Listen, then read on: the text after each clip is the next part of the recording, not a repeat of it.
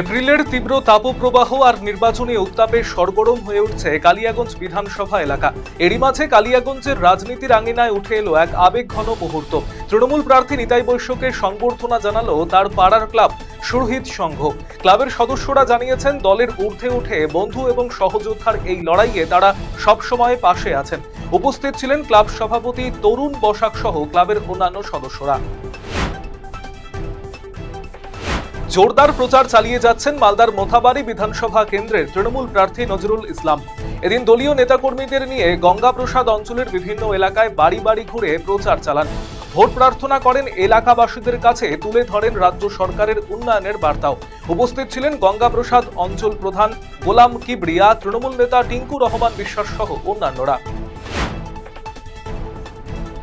বিধানসভা নির্বাচনকে মাথায় রেখে শিলিগুড়ির তৃণমূল কংগ্রেস প্রার্থী গৌতম দেবের সমর্থনে শহরের বিভিন্ন জায়গায় লাগানো পোস্টার ছিঁড়ে ফেলার অভিযোগ উঠল।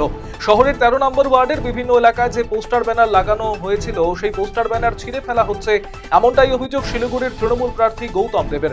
শিলিগুড়ির কাছারি রোডে গান্ধী মূর্তির পাদদেশে অবস্থান বিক্ষোভে বসার সিদ্ধান্ত নিয়েছেন শিলিগুড়ির তৃণমূল প্রার্থী গৌতম দেব। সোমবার যথাযথ মর্যাদায় সারা দেশ জুড়ে পালিত হচ্ছে বিজেপির প্রতিষ্ঠা দিবস। সারা দেশের সাথে সাথে উত্তর দিনাজপুর জেলার হেমতাবাদেও পালন করা হলো বিজেপির প্রতিষ্ঠা দিবস। এদিন হেমতাবাদে বিজেপির দলীয় কার্যালয়ে যথাযথ মর্যাদার সাথে পালন করা হলো বিজেপির প্রতিষ্ঠা দিবস। সোমবার ভয়াবহ আগুন লেগে ভস্মীভূত হয়ে গেল বেশ কয়েকটি দোকানঘর। ঘটনাটি ঘটেছে পূর্ব মেদিনীপুর জেলার নন্দকুমারে। ঘটনাস্থলে পৌঁছে নন্দকুমারের দমকল বাহিনীর 2টি ইঞ্জিন আগুন নিয়ন্ত্রণে আনলেও তার আগেই সম্পূর্ণ ভস্মীভূত হয়ে যায় বেশ কয়েকটি দোকান।